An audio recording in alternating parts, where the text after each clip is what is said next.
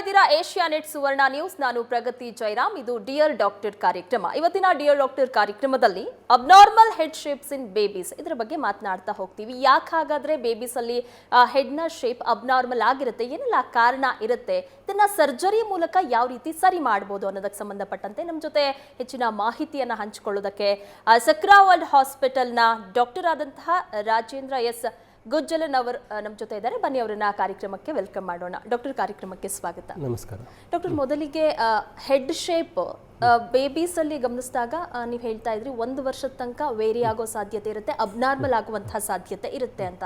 ಯಾಕೆ ಹೀಗಾಗತ್ತೆ? ಮೊದಲಿಗೆ abnormal head shapes ಇನ್ babies ಅಂತ ಹೇಳಿದ್ರೆ ಏನು ಡಾಕ್ಟರ್? ಹಾಗಾದ್ರೆ ನೋಡಿ, ಒಂದು ಮಗು ಒಂದು ಕುಟುಂಬದಲ್ಲಿ ಜನಿಸಿದರೆ ಅದೇ ಒಂದು ಸಂತೋಷದ ಸಂಗತಿ. ಅದರಲ್ಲಿ ಹೆಲ್ದಿ ಬೇಬಿ ಹುಟ್ಟಿದರೆ ಇನ್ನೂ ಸಂತೋಷದ ಸಂಭ್ರಮ. ನಾರ್ಮಲಿ ಬಾಡಿಯಲ್ಲಿ ಎಲ್ಲ part first 1 to 2 years maximum development ಆಗುತ್ತೆ, especially brain. So brain develop ಆದಾಗ ಫಸ್ಟ್ 2 yearsಲ್ಲಿ ಸ್ಕಲ್ಲು ಎಕ್ಸ್ಪ್ಯಾಂಡ್ ಆಗುತ್ತೆ. ಸೊ ಎಕ್ಸ್ಪ್ಯಾಂಡ್ ಆಗ್ತಾ ಇದ್ದರೆ this is normal. So during these first 2 yearsಲ್ಲಿ ಏನಾದರೂ ಶೇಪ್ ಚೇಂಜಸ್ ಇದ್ದರೆ that is alarming that something is happening not correct ಅಂತ. So various types of head shapes normally it may be the flat ಆಗಿರ್ಬೋದು, ಇಲ್ಲಾಂದರೆ ಉದ್ದ ಇರ್ಬೋದು, ಇಲ್ಲಾಂದರೆ ಶಾರ್ಟ್ ಆಗಿರ್ಬೋದು, ಬ್ರಾಡ್ ಆಗಿರ್ಬೋದು. ಸೊ ಇದಕ್ಕೆಲ್ಲ ವೇರಿಯಸ್ ಕಾಸಸ್ ಇದೆ.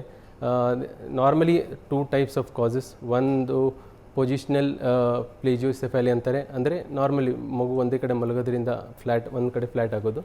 ಇನ್ನೊಂದು ಕ್ರೇನಿಯಸ್ ಸಿನೋಸ್ಟೋಸಿಸ್ ಅಂತಾರೆ. ಇದರಲ್ಲಿ ಫ್ಯೂಷನ್, ಲೈಕ್ ನಾರ್ಮಲಿ ಬ್ರೈನಲ್ಲಿ ಸ್ಕಲ್ಲಲ್ಲಿ 6 ಬೋನ್ ಇರುತ್ತೆ, ಅದೆಲ್ಲನೂ ಮಧ್ಯದಲ್ಲಿ ಗ್ಯಾಪ್ ಇರುತ್ತೆ. Normally as a brain growth ಆಗ್ತಾ ಇದ್ದಂಗೆ ಸ್ಕಲ್ ಎಕ್ಸ್ಪ್ಯಾಂಡ್ ಆಗೋಕ್ಕೆ ಈ ಗ್ಯಾಪ್ಸ್ ಹೆಲ್ಪ್ ಆಗುತ್ತೆ.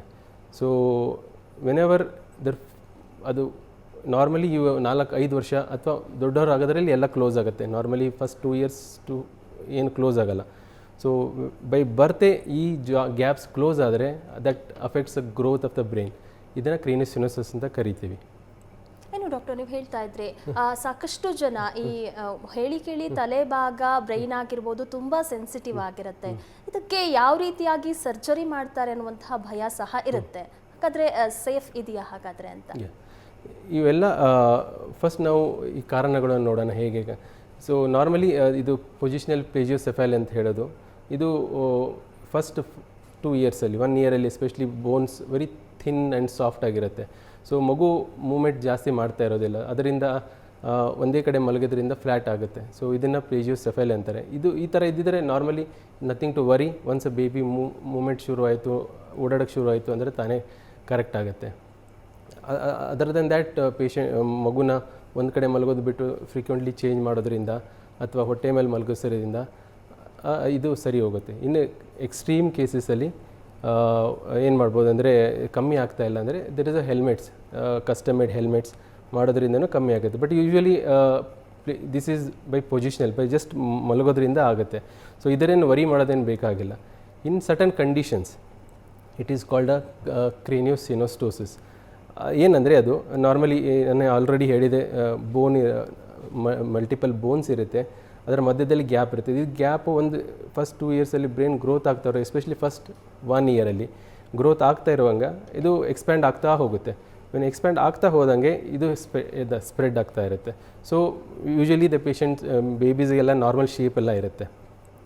ಸೊ ವೆನ್ ಇದು ಬೈ ಹುಟ್ಟಿದಾಗಿಂದನೇ ಈ ಗ್ಯಾಪ್ಸ್ ಮೇ ಬಿ ಒಂದು ಕಡೆ ಗ್ಯಾಪ್ ಅಥವಾ ಇರ್ಬೋದು, ಮಲ್ಟಿಪಲ್ ಪ್ಲೇಸಸ್ಸಲ್ಲಾದರೂ ಫ್ಯೂಸ್ ಆಗ್ಬೋದು. ಆದಮೇಲೆ ಏನಾಗುತ್ತೆ, ಅದು ಆ ಭಾಗದಲ್ಲಿ ಬ್ರೈನಿನ ಅದು ಬೆಳೆಯೋಕ್ಕೆ ಬಿಡೋದಿಲ್ಲ. So brain will start growing in a different position. So ಇದನ್ನು premature closure of these are called a sutures. So premature closure of a sutures, ಇದನ್ನು ಕ್ರೇನಿಯಸ್ ಸಿನೋಸಿಸ್ ಅಂತ ಕರಿತೀವಿ. ಇದು 2 ಥರದ ಇಫೆಕ್ಟ್ ಆಗುತ್ತೆ ಮಗು ಮೇಲೆ.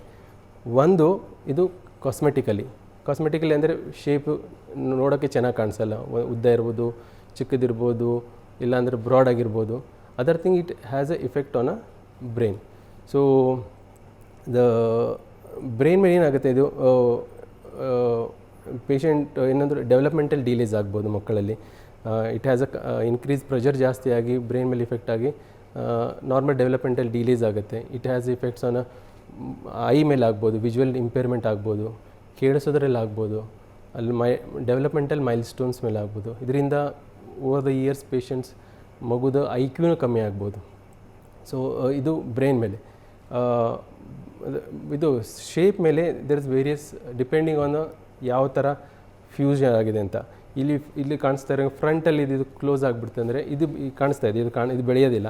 ಸೊ ಇದು ಬೇರೆ ಕಡೆ ಎಲ್ಲ ಬೆಳೀತಾ ಹೋಗುತ್ತೆ. ಇದು ಏನಾಗುತ್ತೆ, ಟ್ರ್ಯಾಂಗಲ್ ಅಂತ ಕಾಣಿಸುತ್ತೆ. ಇದು looks like A triangle. And ಇದು ಸೈಡಲ್ಲಿ ಇದಕ್ಕೆ ಕೊರೋನಲ್ ಸೂಚರ್ಸ್ ಅಂತ ಹೇಳೋದು. ಇದು ಕ್ಲೋಸ್ ಆಯಿತು ಅಂದರೆ ಏನಾಗುತ್ತೆ, ಫ್ಲ್ಯಾಟ್ ಆಗುತ್ತೆ ಫ್ರಂಟ್ ಭಾಗ. ಸೊ ಒಂದು ಶಾರ್ಟ್ ಹೆಡ್ ಥರ ಕಾಣಿಸುತ್ತೆ. ಇಲ್ಲಿ ಮೇಲೆ ಒಂದಿದೆ, ಅದು ಕ್ಲೋಸ್ ಆಯಿತು ಅಂದರೆ ಏನಾಗುತ್ತೆ, ಉದ್ದ ಬೆಳೆಯುತ್ತೆ ಬ್ರೈನ್, ಅದು ಸ್ಕಲ್. ಸೊ ಆ್ಯಂಡ್ ಇನ್ನೊಂದು ಬ್ಯಾಕಲ್ಲಿ ಒಂದಿರುತ್ತೆ, ಅದು ಕ್ಲೋಸ್ ಆಗಿಬಿಟ್ರೆ ಫ್ಲ್ಯಾಟ್ ಕಾಣಿಸುತ್ತೆ. So these are 2 effects. ಒಂದು ಕಾಸ್ಮೆಟಿಕ್ ಇಫೆಕ್ಟ್ ಇರುತ್ತೆ, ಇನ್ನೊಂದು brain effect. Effect on a brain is very dangerous if we don't treat it. Has ಏನಂದ್ರೆ ಇದು ಕಣ್ಣಿನ ಮೇಲೂ ಪರಿಣಾಮ ಮಾಡ್ಬೋದು, ಬಾಡಿ ಬೇರೆ ಎಲ್ಲ ಡೆವಲಪ್ಮೆಂಟಲ್ ಡಿಲೇಸ್ ಮೇಲೆ ಪರಿಣಾಮ ಮಾಡುತ್ತೆ. ಇನ್ನು ಡಾಕ್ಟರ್, ಸ್ಕಲ್ಗೆ ತುಂಬ ಎಫೆಕ್ಟ್ ಆಗುತ್ತೆ, ಎರಡರಿಂದಲೂ ಸಹ ಸ್ಕಲ್ಗೆ ಹಾಗಾದರೆ ಎಫೆಕ್ಟ್ ಆಗುತ್ತಾ ಅಂತ? 2 ಟೈಪಿಂದನೂ ಹಾಗಾದರೆ ಅಂತ? 2 ಟೈಪಲ್ಲಿ ಆಗುತ್ತೆ. ಬಟ್ ಫಸ್ಟ್ ಟೈಪಲ್ಲಿ ನಾನು ಹೇಳಿದಂಗೆ ಪ್ಲೇಜಿಯೋಸೆಫಲ್ ಪೊಸಿಷನಲ್ ಅಂದರೆ ಅದರಲ್ಲಿ ಇವೆಲ್ಲ ಗ್ಯಾಪ್ಸ್ ಎಲ್ಲ ಕ್ಲೋಸ್ ಆಗಿರೋದಿಲ್ಲ. ಸೊ ಅದು ಬ್ರೈನ್ ಬೆಳೀತಾ ಇದ್ದರೆ ಎಕ್ಸ್ಪ್ಯಾಂಡ್ ಆಗ್ತಾನೆ ಇರುತ್ತೆ. ಓನ್ಲಿ ಬಿಕಾಸ್ ಅದು ಸಾಫ್ಟ್ ಬೋನ್ ಇರೋದ್ರಿಂದ, ಅದು ಒಂದೇ ಕಡೆ ಮಲಗೋದ್ರಿಂದ ಅದು ಫ್ಲ್ಯಾಟ್ ಆಗುತ್ತೆ. But it will not have a much effect on the brain. So once ಮಗು ಪೊಸಿಷನ್ ಚೇಂಜ್ ಮಾಡಿದ್ರೆ ಅಥವಾ ನಡೆಯೋಕ್ಕೆ ಶುರು ಮಾಡಿದ್ರೆ, ಓಡಾಡೋಕ್ಕೆ ಶುರು ಮಾಡಿದ್ರೆ ಆಟೋಮೆಟಿಕ್ಲಿ ಅದು ಸೆಟ್ಲ್ ಆಗುತ್ತೆ. ಬಟ್ ಇನ್ನೊಂದಲ್ಲಿ ಕ್ರೇನಿಯಸ್ ಸಿನೋಸಿಸಲ್ಲಿ definitely it affects the brain over the time if not treated. But that's the reason ಇದನ್ನೆಲ್ಲ first ideally as early as possible, and also depends on various other factors which I will subsequently tell. So as early first 1 ಇಯರಲ್ಲಿ treat ಮಾಡೋದ್ರಿಂದ over all the development of the baby ಫ್ಯೂಚರಲ್ಲಿ normal ಆಗುತ್ತೆ, ಏನೂ ತೊಂದರೆ ಆಗೋಲ್ಲ. They grow as a normal childs. ಇನ್ನು ಹಾಗಾದರೆ 1 ವರ್ಷದ ಒಳಗೆ ಈ ಥರ ಸರ್ಜರಿ ಏನಾದರೂ ಮಾಡಿಸ್ಕೊಂಡ್ರೆ, ಟ್ರೀಟ್ಮೆಂಟ್ ತೊಗೊಂಡ್ರೆ ಸೇಫ್. 1 ವರ್ಷದ ಮೇಲೆ ಆದರೆ ಒಂದು ಸ್ವಲ್ಪ ಸಫರ್ ಪಡಬೇಕಾಗುತ್ತೆ, ಸ್ವಲ್ಪ ಡೆಫಿಷಿಯನ್ಸೀಸ್ ಬರ್ಬೋದು. ಅದು ಡಿಪೆಂಡ್ಸ್ ಆನ್ ವಾಟ್ ಸೂಚರ್ಸು, ಎಷ್ಟು ಇಫೆಕ್ಟ್ ಆಗಿದೆ. ಅದು very difficult to predict at that stage. But over the years ನಮಗೆ ಗೊತ್ತಾಗುತ್ತೆ ಯಾವ ಥರ ಇಫೆಕ್ಟ್ ಆಗಿದೆ ಬ್ರೈನ್ ಮೇಲೆ ಅಂತ. ಓಕೆ ಡಾಕ್ಟರ್, ಇನ್ನು ಸಾಕಷ್ಟು ಜನರಿಗೆ ಗೊತ್ತೇ ಇರೋದಿಲ್ಲ ಈ ಥರದ ವಿಚಾರ. 1 ವರ್ಷ ಆಗ್ತಾ ಇದ್ದಂತೆ ಈಗ ಬದಲಾವಣೆಗಳು ಕಾಣಿಸ್ತಾ ಬರುತ್ತೆ. ತುಂಬ ಜನ ನೆಗ್ಲೆಕ್ಟ್ ಮಾಡ್ತಾರೆ, ಬೆಳೀತಾ ಬೆಳೀತಾ ಸರಿ ಆಗ್ಬೋದು ಅಂತ. ಅಂಥವ್ರಿಗೆ ಏನು ಹೇಳ್ತೀರಾ ಹಾಗಾದರೆ? ನಾನು ಏನು ಹೇಳ್ತಾ ದಟ್ಸ್ ಏನಂದರೆ, ಯಾರೇ ಪೇರೆಂಟ್ಸ್ಗಳು ಇಫ್ ಅವ್ರಿಗೇನಾದರೂ ತಲೆ ಶೇಪಲ್ಲಿ ಸ್ವಲ್ಪ ಚೇಂಜಸ್ ಇದೆ ಅಂತ ಹೇಳಿದರೆ, it is better consult a doctor. And also ಎಲ್ಲ ಪೀಡಿಯಾಟ್ರಿಷನ್ಸ್ ವೆನ್ ದೇ ರೆಗ್ಯುಲರ್ ಚೆಕಪ್ ಹೋದಾಗ ಅವ್ರು ಯಾವಾಗಲೂ ಫಸ್ಟ್ ಆ್ಯಂಡ್ ಫಾರ್ಮೆಸ್ಟ್ ನೋಡೋದು ಹೆಡ್ ಸರ್ಕಂಫರೆನ್ಸು ನೋಡ್ತಾರೆ. ಹೇಗೆ normally head circumference first 1 year gradually increase ಆಗ್ತಾನೆ ಇರುತ್ತೆ. If there is any restriction, ಕಮ್ಮಿ ಆಗ್ತಾ ಇದೆ, ಬೆಳೀತಾ ಇಲ್ಲ ಅಂತ ಹೇಳಿದರೆ definitely is alarming sign. And generally all the paediatricians ಅವರು ಸ್ಪೆಷಲಿಸ್ಟಿಗೆ ರೆಫರ್ ಮಾಡ್ತಾರೆ. ಆಲ್ಸೋ ಪೋಷಕರು ಅಷ್ಟೇ. ಅವ್ರೇನಾದರೂ ಚೇಂಜಸ್ ಅನ್ನಿಸ್ತು, ಏನಾದರೂ ಡಿಫ್ರೆನ್ಸ್ ಅನ್ನಿಸ್ತು ಅಂದರೆ ಅವರು ಪೀಡಿಯಾಟ್ರಿಷಿಯನ್ ಅಥವಾ ಸ್ಪೆಷಲಿಸ್ಟ್ ಕಾಂಟ್ಯಾಕ್ಟ್ ಮಾಡೋದು ಒಳ್ಳೆಯದು. ಏನು ಹಾಗಾದರೆ ಫಸ್ಟು ಕಾಂಟ್ಯಾಕ್ಟ್ ಮಾಡಿದಂತಹ ಸಂದರ್ಭದಲ್ಲಿ ಏನೆಲ್ಲ ಡಯಾಗ್ನೋಸ್ ಮಾಡಲಾಗುತ್ತೆ ಅಂತ, ಏನೆಲ್ಲ ಪರೀಕ್ಷೆಗಳನ್ನು ಮಾಡ್ತಾರೆ ಹಾಗಾದರೆ ಅಂತ? ಯೂಶ್ವಲಿ ನೋಡಿ, most of these are clinically ನೋಡಿದ ಕೂಡಲೇ ಶೇಪ್ ಚೇಂಜ್ ಇದೆ ಅಂತ ಗೊತ್ತಾಗುತ್ತೆ.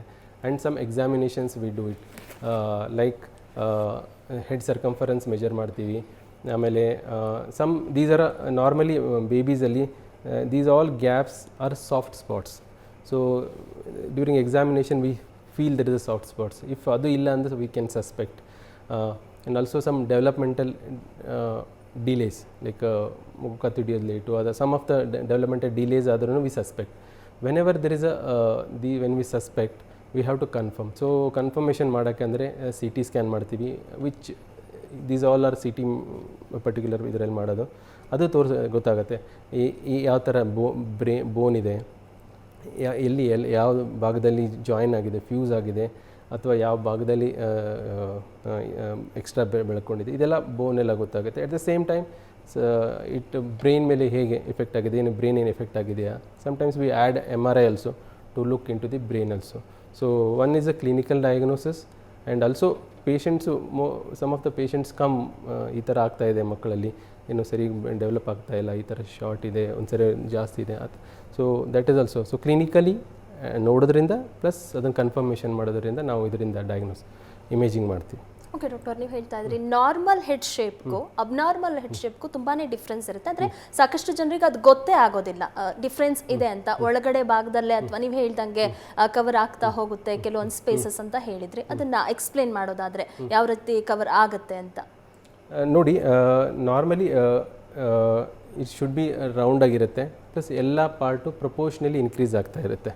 ಹಾಂ, so in case abnormal initially first few ಮಂತ್ಸಲ್ಲಿ ನಾಟ್ ಮಚ್ ಡಿಫ್ರೆನ್ಸ್ ಗೊತ್ತಾಗಲ್ಲ. ಸ್ವಲ್ಪ ಈ ಥರ ಫ್ರಂಟ್ ಭಾಗಲ್ಲಿ ಜಾಯಿನ್ ಇದ್ದರೆ ಹೆಡ್ ಸ್ವಲ್ಪ ಟ್ರಯಾಂಗಲ್ ಆಗಿ ಕಾಣಿಸುತ್ತೆ, ಇಲ್ಲ ಒಂದು ಕಡೆ ಫುಲ್ ಫ್ಲ್ಯಾಟ್ ಇರುತ್ತೆ, ಒಂದು ಕಡೆ ತುಂಬ ಬಲ್ಜ್ ಆಗಿರುತ್ತೆ, ಇಲ್ಲ ತುಂಬ ದೊಡ್ಡದಾಗಿರುತ್ತೆ. ಸೊ ಈ ಥರ ಸಿಮ್ಟಮ್ಸ್ ಈ ಥರ ಏನಾದರೂ ನೋಡಿದರೆ ಅವರು ಡಾಕ್ಟ್ರಲ್ಲಿ ಹೋಗೋದು ಬೆಟರ್. ಸೊ ಅವರು ಫರ್ದರ್ ಇವ್ಯಾಲ್ಯೂಯೇಷನ್ ಮಾಡ್ತಾರೆ. ಓಕೆ, ಒಬ್ರು ಕಾಲರ್ ರೆಡಿ ಇದ್ದಾರೆ, ಮಾತಾಡೋಣ. ರಾಧಾ ಅಂತ ಬೆಂಗಳೂರಿಂದ ಕರೆ ಮಾಡಿದ್ದಾರೆ. ನಮಸ್ತೆ ರಾಧಾ ಅವರೇ. ನಮಸ್ತೆ, ನಿಮ್ಮ ಪ್ರಶ್ನೆ ಏನಿದೆ ಅಂತ ಕೇಳಿ, ಡಾಕ್ಟರ್ ಇದ್ದಾರೆ. ಹಲೋ ಹಲೋ ನಮಸ್ತೆ ಸರ್. ಹಾಂ ನಮಸ್ತೆ, ಹೇಳಿ ರಾಧಾ ಅವರೇ. ಏನಿಲ್ಲ ಸರ್, ನನ್ನ ಮಗ ಚಿಕ್ಕವನಿದ್ದಾಗ ತಲೆ ಪೆಟ್ಟು ಬಿದ್ದು ತಲೆ ಸ್ವಲ್ಪ ಒಳಗೋಗಿದೆ. ಹಾಂ ಹಾಂ, ಅವನು ಈಗ 14 ಇಯರ್ಸ್. ಅವನಿಗೆ ಎಷ್ಟು ವಯಸ್ಸು? 14 ಇಯರ್ಸ್. ಅವ್ನು ಚಿಕ್ಕವನಿದ್ದಾಗ ಆಗಿರೋದು ಆ ಥರ ಇನ್ಸಿಡೆಂಟ್. ಹಾಂ ಹಾಂ ಹಾಂ, ಹೇಳಿ. ಅದು ಹಾಗೆ ಇದೆ, ಮುಂದಕ್ಕೆ ಏನಾದರೂ ಪ್ರಾಬ್ಲಮ್ ಆಗುತ್ತೇನೋ ಅಂತ. 14 ವರ್ಷದಿಂದ ಏನೂ ತೊಂದರೆ ಆಗಿಲ್ವಾ ಇವಾಗ? ಏನಿಲ್ಲ. ಯೂಶ್ವಲಿ ಏನಾದರೂ ಆದರೆ ಇಮಿಡಿಯೇಟ್ ಆಗುತ್ತೆ. ಇಷ್ಟು ವರ್ಷ ಏನು ಆಗಿಲ್ಲ ಅಂದರೆ ಯೂಶ್ವಲಿ ಏನು ಆಗಬಾರ್ದು. ಬಟ್ ಎದಕ್ಕೂ ಒಂದ್ಸರಿ ಸ್ಪೆಷಲಿಸ್ಟ್ ಡಾಕ್ಟರ್ ತೋರಿಸೋದು ಒಳ್ಳೆಯದು.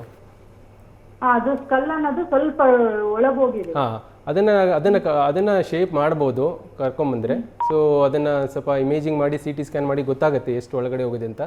ಅದರ ಪ್ರಕಾರ ನಾವು ಅದನ್ನು ಕ್ರೇನಿಯೋಪ್ಲಾಸ್ಟಿ ಅಂತ ಹೇಳ್ತೀವಿ, ಅದನ್ನು ಮಾಡ್ಬೋದು. ಓಕೆ, ಕರೆ ಮಾಡಿದ್ದಕ್ಕಾಗಿ ಧನ್ಯವಾದಗಳು. ಡಿಯರ್ ಡಾಕ್ಟರ್ ಕಾರ್ಯಕ್ರಮ ಮುಂದುವರಿಯುತ್ತೆ ಸ್ಮಾಲ್ ಬ್ರೇಕ್ನ ನಂತರ.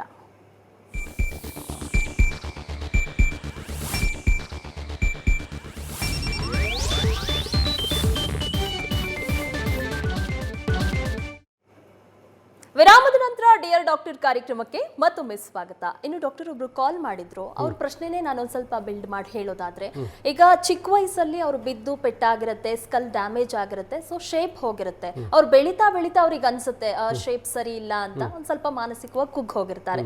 ಅಂಥವ್ರು ಟ್ರೀಟ್ಮೆಂಟ್ ತಗೋಬೋದಾ? ಹಾಗಾದ್ರೆ ಸರ್ಜರಿ ಮಾಡ್ಕೊಂಡು ಸರಿ ಮಾಡ್ಕೋಬೋದಾ? ಎಸ್, ಈ ಥರ ವೆರಿ ಕಾಮನ್ಲಿ, ಯಾಕಂದರೆ ಮೋಸ್ಟ್ ಆಫ್ ದ ಆಕ್ಸಿಡೆಂಟು ಆದಾಗ ಲಾಟ್ ಆಫ್ ಡ್ಯಾಮೇಜ್ ಆಗಿರುತ್ತೆ. Over the time they feel ಸ್ವಲ್ಪ ಡಿಪ್ರೆಷನ್ ಇದೆ, ಎಲಿವೇಷನ್ ಇದೆ, ಏನಾದರೂ ಇದೆ, ಇವೆಲ್ಲನೂ ಕರೆಕ್ಟ್ ಮಾಡ್ಬೋದು. ಫಸ್ಟ್ ಏನು ಮಾಡ್ತೀವಿ ನಾವು ಅಂದರೆ, ಬಂದು ಕೂಡಲೇ ಒಂದು ಯೂಶ್ವಲಿ ಇಷ್ಟು ವರ್ಷ ಆಗಿದೆ ಅಂದರೆ ಅವ್ರ ಬ್ರೈನ್ ಮೇಲೆ ಏನು ಇಫೆಕ್ಟ್ ಆಗಿರಲ್ಲ. ಬಟ್ ಯೂಶ್ವಲಿ ಒಂದು CT ಸ್ಕ್ಯಾನು MRI ಮಾಡಿ ಎಷ್ಟು ಡಿಫೆಕ್ಟ್ ಇದೆ, ಎಷ್ಟು ಡಿಪ್ರೆಷನ್ ಇದೆ, ಅಥವಾ ಎಷ್ಟು ಡಿಫೆಕ್ಟ್, ಬೋನ್ ಡಿಫೆಕ್ಟ್ ಅಥವಾ ವಾಟ್ ಎವರ್ ಡಿಫೆಕ್ಟ್ ಇದೆ ಅಂತ ಇವ್ಯಾಲ್ಯೂಯೇಟ್ ಮಾಡಿಬಿಟ್ಟು ಅದನ್ನು ನಾವು ಅಕಾರ್ಡಿಂಗ್ ಟು ದ್ಯಾಟ್ ನಾವು ಕರೆಕ್ಷನ್ ಮಾಡ್ತೀವಿ. ಯೂಶ್ವಲಿ ಏನಾಗುತ್ತೆ, ಇವೆಲ್ಲ ಬ್ರೈನ್ ಎಲ್ಲ ಡ್ಯಾಮೇಜ್ ಆಗಿ, ಇದು ಬೋನ್ ಎಲ್ಲ ಡ್ಯಾಮೇಜ್ ಆಗಿ ಒಳಗಡೆ ಹೋಗಿರುತ್ತೆ. ಸೊ ಅದನ್ನು ನಾವು ಎಲಿವೇಟ್ ಮಾಡ್ತೀವಿ. ಇಲ್ಲ ಅಂದರೆ ಆರ್ಟಿಫಿಷಿಯಲ್ ಬೋನ್ ಬರುತ್ತೆ, ಆರ್ಟಿಫಿಷಿಯಲ್ ಬೋನ್. ಸೊ ನಾವು 3D ಮಾಡಲಿಂಗ್ ಅಂತ ಮಾಡ್ತೀವಿ. ಸೊ ಆ ಬ್ರೈನ್ ತೊಗೊಂಡ್ಬಿಟ್ಟು ಎಷ್ಟು ಡಿಫೆಕ್ಟ್ ಇದೆ ಅಂತ, ಸೊ ಅದನ್ನು ಅವರು 3D ಮಾಡಲಲ್ಲಿ ಎಷ್ಟು ಬೇಕು ಎಕ್ಸಾಕ್ಟ್ಲಿ ಅಷ್ಟೊಂದು ಇದನ್ನ ಮಾಡಿ ಕೊಡ್ತಾರೆ. ಸೊ ಅದರಲ್ಲಿ ನಾವು ಜಸ್ಟ್ ಬೋನ್ ಸಿಮೆಂಟ್ ಹಾಕಿ ಅದನ್ನು ಫಿಕ್ಸ್ ಮಾಡ್ಬೋದು. ಅಥವಾ ಪ್ಲೇಟ್ಸ್ ಬರುತ್ತೆ, ಟೈಟಾನಿಯಂ ಪ್ಲೇಟ್ಸ್ ಬರುತ್ತೆ. ಸೊ ಇಲ್ಲಾಂದರೆ ಬಾಡಿಲಿರೋ ಬೋನೇ ತೊಗೊಂಡು ಶೇಪ್ ಮಾಡಿ ಅದನ್ನು ಹಾಕ್ಬೋದು. ಸೊ ಈ ಥರ ಡಿಫೆಕ್ಟ್ಸನ್ನು ವೇರಿಯಸ್ ಮಟೀರಿಯಲಿಂದ ನಾವು ಕರೆಕ್ಟ್ ಮಾಡ್ಬೋದು. ಮತ್ತೊಬ್ರು ಕಾಲರ್ ಇದ್ದಾರೆ, ಶ್ರುತಿ ಅಂತ ಗದಗದಿಂದ ಕರೆ ಮಾಡಿದ್ದಾರೆ. ನಮಸ್ತೆ ಶ್ರುತಿ ಅವರೇ. ನಮಸ್ಕಾರ ರೀ. ನಮಸ್ತೆ, ನಿಮ್ಮ ಪ್ರಶ್ನೆ ಏನಿದೆ ಅಂತ ಕೇಳಿ, ಡಾಕ್ಟರ್ ಇದ್ದಾರೆ. ನಮಸ್ಕಾರ. ಇದು ನಮ್ಮ ಮಗು 12 ವರ್ಷದ ಅದನ್ರಿ. ಈಗ ಅವಂಗ ಇನ್ನು ಗೋಣ ನಿಂದ್ರವಲ್ದಾಗಿತ್ರಿ. ಹಂಗಾಗಿ ಎಲ್ಲಾ ಕಡೆ ಡಾಕ್ಟರ್ನ ಇದು ಮಾಡಿದ್ರು ಗೋಣ್ ನಿಂದ್ರದಂತ ಔಷಧಿ ಯಾವ್ದು ಇಲ್ಲ, ನೈಸರ್ಗಿಕವಾಗಿ ಗೋಣ್ ನಿಂದ್ರಬೇಕು ಅಂತಂದೇ ಇದು ನೋಡಿ, ಇದು ಮೋಸ್ಟ್ಲಿ ಏನೋ ಸಮ್ ನ್ಯೂರಾಲಜಿಕಲ್ ಪ್ರಾಬ್ಲಮ್ ಇರ್ಬೋದು. ಸೊ ನ್ಯೂರಾಲಜಿ ಡಾಕ್ಟರ್ ಕನ್ಸಲ್ಟ್ ಮಾಡೋದು ಬೆಟರ್. ಕಂಪ್ಲೀಟ್ ಇವ್ಯಾಲ್ಯೂಯೇಷನ್ ಮಾಡಬೇಕಾಗತ್ತೆ. ಇದಕ್ಕೆ ತುಂಬ ಕಾರಣಗಳಿರುತ್ತೆ. ಸೊ ಬಂದರೆ ಅದನ್ನು ಇವ್ಯಾಲ್ಯೂಯೇಟ್ ಮಾಡಿ ಹೇಳ್ಬೋದು. ಕರೆ ಮಾಡಿದ್ದಕ್ಕಾಗಿ ಧನ್ಯವಾದಗಳು. ಇನ್ನು ಡಾಕ್ಟರ್ ನೀವು ಹೇಳ್ತಾ ಇದ್ರಿ, ಈಗ ಮಕ್ಕಳನ್ನ ಯಾವ ರೀತಿ ಮಲಗಿಸ್ತಾರೆ, ಈಗ ಒಂದೇ ಸೈಡ್ ಮಲಗಿಸಿದ್ರೆ ಒಂದ್ ಸೈಡ್ ಮಾತ್ರ ಉದ್ದ ಆಗೋದಾಗಿರ್ಬೋದು, ಶೇಪ್ ಈ ರೀತಿ ಶೇಪ್ ಚೇಂಜ್ ಆಗುತ್ತೆ ಅಂತ, ಮತ್ತೆ ಯಾವೆಲ್ಲ ಕಾರಣಗಳಿಂದ ಹಾಗಾದ್ರೆ ಈ ರೀತಿ ಸಮಸ್ಯೆ ಕಂಡು ಬರುತ್ತೆ ಮಕ್ಕಳಲ್ಲಿ ಅಂತ? ನೋಡಿ, ಇದು ನಾರ್ಮಲಿ ಇದು ಕ್ರೇನಿಯಸ್ ಅನ್ನೋದು ತುಂಬ not very common condition. It's one in 2500 childs ಅಲ್ಲಿ ಡೆವಲಪ್ ಆಗುತ್ತೆ. Usually we don't find any cause is ಹಂಗೆ ವಿದೌಟ್ ಹಂಗೆ ಬೆಳಿಬೋದು. ಇಲ್ಲ ಅಂದರೆ ಈ ಥರ ಇರೋದರಲ್ಲಿ ಒಂದು ಮೈಲ್ಡ್ ಫಾರ್ಮ್ ಇರುತ್ತೆ, ಇಲ್ಲ ಅಂದರೆ ಒಂದೇ ಒಂದು ಸೂಚರು ಅಥವಾ 1 or 2 ಸೂಚರ್ಸು ಫ್ಯೂಸ್ ಆಗಿರುತ್ತೆ. ಸೊ ಅಷ್ಟೊಂದು ಗ್ರಾಸ್ ಇಫೆಕ್ಟ್ ಏನಿರಲ್ಲ. ಇನ್ನು ಸ್ವಲ್ಪ ಕಂಡೀಷನ್ಗಳಲ್ಲಿ it is hereditary or some gene mutation ಆಗಿಬಿಟ್ಟು they develop this craniosynostosis. ಇದು ಈ ಥರ ಇರೋದ್ರಲ್ಲಿ ತುಂಬ ಸಿವಿಯರ್ ಆಗಿರುತ್ತೆ. ಯೂಶ್ವಲಿ ತುಂಬ ಗ್ರಾಸ್ ಡಿಫಾರ್ಮಿಟಿ ಇರುತ್ತೆ. ಅದ್ರ ಜೊತೆಗೆ ದೀಸ್ ಮ್ಯೂಟೇಷನಿಂದ they have a deformity of a face, other heart problem ಇರ್ಬೋದು. ಸಮ್ಟೈಮ್ಸ್ ಆಲ್ ಫಿಂಗರ್ಸ್ ಜಾಯ್ನ್ ಆಗಿರುತ್ತೆ, ಕಾಲು ಜಾಯ್ನ್ ಆಗಿರುತ್ತೆ, ಕಾಲು ಶಾರ್ಟ್. ಇದನ್ನು ನಾವು ಸಿಂಡ್ರೋಮಿಕ್ ಅಂತ ಕರಿತೀವಿ. ಸೊ ಇದರ one is a non syndromic, ಅಂದರೆ ಅದರಲ್ಲಿ only few milder forms, and other thing is a syndromic. They have other multiple things like other than the cranial stenosis also. So treating this syndromic child is very difficult and challenging. ಏನು doctor, ಹಾಗಾದ್ರೆ ಯಾವ ಅಂದರೆ ಎಷ್ಟು percentage ಇದೆ ಅಂತ ಹೇಳ್ಬಿಟ್ಟು, ಈಗ ಹೆಣ್ಣು ಮಕ್ಕಳಲ್ಲಿ ಜಾಸ್ತಿ ಏನಾದರೂ ಕಂಡು ಬರುತ್ತೆ ಅಂತ ಇದೆಯಾ, ಗಂಡು ಮಕ್ಕಳು ಅಂತ ಏನಿದೆಯಾ, ಈಗ ಎಷ್ಟು ಪರ್ಸೆಂಟೇಜ್ ಹೆಚ್ಚಾಗಿ ಕಂಡು ಬರ್ತಾ ಇದೆ ಈ ಸಮಸ್ಯೆ? ಯಾವ ಥರ ಸ್ಪೆಸಿಫಿಕ್ ಆಗಿ ಹೆಣ್ಣು ಗಂಡು ಮಕ್ಕಳಲ್ಲಿ ಅಂತ ಡಿಫ್ರೆನ್ಸ್ ಏನಿಲ್ಲ. Usually that's what 1 in 2000 child berths ಇದನ್ನು ನಾವು ನೋಡ್ಬೋದು. ಓಕೆ, ಹಾಗಾದ್ರೆ ಸೇಮ್ ಇಬ್ಬರಲ್ಲೂ ಸಹ ಅದೇ ರೀತಿ ಕಂಡು ಬರುತ್ತೆ ಅಂತ ಹೇಳ್ಬಿಟ್ಟು. ಇನ್ನು ಟ್ರೀಟ್ಮೆಂಟ್ ವಿಚಾರಕ್ಕೆ ಬರೋದಾದ್ರೆ, ಸರ್ಜರಿ ವಿಚಾರಕ್ಕೆ ಬರೋದಾದ್ರೆ, ನಾನು ಆಗ್ಲೇ ಹೇಳ್ತಾ ಇದ್ದೆ, ತುಂಬಾ ಭಯ ಪಡ್ಕೊಳ್ತಾರೆ. ತಲೆ ತುಂಬಾ ಸೆನ್ಸಿಟಿವ್, ಬ್ರೈನ್ ಆಗಿರ್ಬೋದು ತುಂಬಾ ಸೆನ್ಸಿಟಿವ್ ಇರೋದ್ರಿಂದ ಯಾವ ರೀತಿ ಸರ್ಜರಿ ಮಾಡಿಸೋದು ಅಂತ ಸಹಜವಾಗಿ ಪೇರೆಂಟ್ಸ್ ಅಲ್ಲಿ ಭಯ ಇರುತ್ತೆ. ಯಾವ ರೀತಿ ಸರ್ಜರಿ ಆಗುತ್ತೆ? ಭಯ ಪಡೋದೇನು ಬೇಕಾಗೋದಿಲ್ಲ. ಇಫ್ ಇಟ್ ಈಸ್ ಇದನ್ನು ಕರೆಕ್ಟ್ ಇಂಡಿಕೇಶನ್ಗೆ ಪ್ಲಸ್ ಕರೆಕ್ಟ್ ಸೆಂಟ್ರ್ಗಳಲ್ಲಿ ಎಲ್ಲ ಫೆಸಿಲಿಟಿ ಇರೋ ಕಡೆ ಮಾಡೋದ್ರಿಂದ ಇದು ವೆರಿ ಸೇಫ್ ಸರ್ಜರೀಸ್. ನೋಡಿ, ಇದು ಈ ಥರ ಇರೋದ್ರಿಂದ surgery is a only option when fuse ಆದಾಗ. ಇಲ್ಲ ಅಂದರೆ it has a lot of effects. ನಾವು ಆಲ್ರೆಡಿ ಹೇಳಿದಿರೋ ಥರ ಬ್ರೈನ್ ಮೇಲೆ ಆಗುತ್ತೆ, ಕಾಸ್ಮೆಟಿಕ್ ಎಫೆಕ್ಟ್ ಆಗುತ್ತೆ. ಇದು usually it is a multi disciplinary team, ಒಬ್ಬರೇ ಮಾಡೋ ಥರ ಆಗಲ್ಲ. ಇದರಲ್ಲಿ lot of people are involved. One plastic surgeon ಅಥವಾ ಕ್ರೇನಿಯೋಫೇಶಿಯಲ್ ಸರ್ಜನ್, ಅಥವಾ ಅದ್ರ ಜೊತೆಗೆ ನ್ಯೂರೋ ಸರ್ಜನ್ ಇರ್ತಾರೆ, ಅನಸ್ತಿಷಿಯಾ ಕೊಡೋಕ್ಕೆ specialist paediatric or neuro anaesthetist. Afterwards monitoring ಬೇಕಾಗುತ್ತೆ, good intensivist, supporting paediatricians, ophthalmologist, ಕಣ್ doctor. Because it has a lot of effect on the pressure ಜಾಸ್ತಿ ಆದರೆ we lose a vision also. There lot of changes happens in the eye also. So ಅದು ಆಫ್ಥಾಲ್ಮಾಲಜಿಸ್ಟರು, ಕಣ್ಣಿನ ಡಾಕ್ಟ್ರು, along with that supporting ಇನ್ನೂ ಅಂದರೆ speech therapist ಅವರೆಲ್ಲ ಇರ್ತಾರೆ. ಸೊ ಇದರಲ್ಲಿ ಇರೋದು main treatment is a surgery. ಇದು ಇಟ್ ಡಿಪೆಂಡ್ಸ್ ಆನ್ ಯಾವಾಗ ಪ್ರೆಸೆಂಟ್ ಆಗ್ತಾರೆ. ಅವರು ಹುಟ್ಟಿದಾಗ ಒಂದು 3 months 6 months ಒಳಗಡೆ ಕರ್ಕೊಂಬಂದರೆ, so it is very easy, like easy in the sense the results are very good. And ಈ ಥರ ಕರ್ಕೊಂಬಂದಾಗ ನಾವು we can offer them as a minimally like a keyhole surgery ಥರ. ಯೂಶ್ವಲಿ 1 or 2 ಸೂಚರ್ಸ್ ಇರುತ್ತೆ, small cut ಮಾಡಿಬಿಟ್ಟು ಏನು ಮಾಡ್ತೀವಿ, we use endoscopic or endoscopic assisted suturectomy ಅಂತ. ಸರ್ಜರಿ ಬಗ್ಗೆ ಮತ್ತಷ್ಟು ಮಾಹಿತಿಯನ್ನು ಕೇಳಿ ಪಡೆದುಕೊಳ್ತೀನಿ. ವೀಕ್ಷಕರೇ, ಕಾರ್ಯಕ್ರಮ ಮುಂದುವರಿಯುತ್ತೆ ಮತ್ತೊಂದು ಸ್ಮಾಲ್ ಬ್ರೇಕ್ನ ನಂತರ.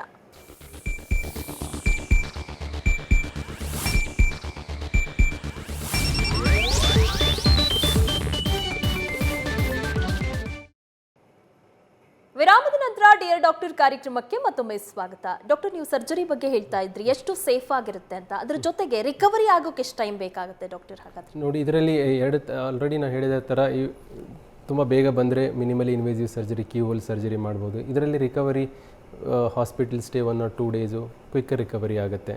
ಆ್ಯಂಡ್ ಈ ಥರ ಮಿನಿಮಲ್ ಇನ್ವೇಸಿವ್ ಮಾಡಿದಾಗ ಪೋಸ್ಟ್ ಆಪರೇಟಿವ್ಲಿ ನಾವು ಪೇಷಂಟ್ನ ಹೆಲ್ಮೆಟ್ ಮೇಲೆ ಹಾಕ್ತೀವಿ, ಸೊ ದಟ್ ಹೆಡ್ ಶೇಪ್ ಕರೆಕ್ಟಾಗಿ ಬರಲಿ ಅಂತ.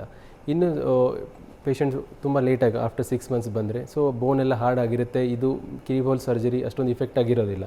ಅದರಲ್ಲಿ ನಾವು ಏನು ಸರ್ಜರಿ ಮಾಡ್ತೀವಿ ಅಂದರೆ ಕ್ರೇನಿಯಲ್ ವಾಲ್ ರೀಮಾಡೆಲಿಂಗ್ ಅಂತ. ಸೊ ಅದರಲ್ಲಿ ಏನು ಮಾಡ್ತೀವಿ, ಫುಲ್ ಸ್ಕಲ್ ಓಪನ್ ಮಾಡಿಬಿಟ್ಟು you can see, so all of the bone, ಇದನ್ನೆಲ್ಲ front bone plus bone on the eye ಮೇಲೆ ಇರೋದೆಲ್ಲ ತೆಗೆದುಬಿಟ್ಟು ಅದನ್ನು ಪ್ರಾಪರಾಗಿ ಶೇಪ್ ಮಾಡಿಬಿಟ್ಟು ಅದನ್ನು ನಾವು ಬಯೋ ಅಬ್ಸರ್ವಲ್ ಪ್ಲೇಟ್ಸಿಂದ ಫಿಕ್ಸ್ ಮಾಡ್ತೀವಿ. ಈ ಬಯೋ ಅಬ್ಸರ್ವಲ್ ಪ್ಲೇಟ್ಸು ಮಗು ಬೆಳೀತಕ್ಕಿಂತ ಮುಂಚೆನೇ ಡಿಸಾಲ್ವ್ ಆಗೋಗುತ್ತೆ. So it doesn't have any effect on any other things.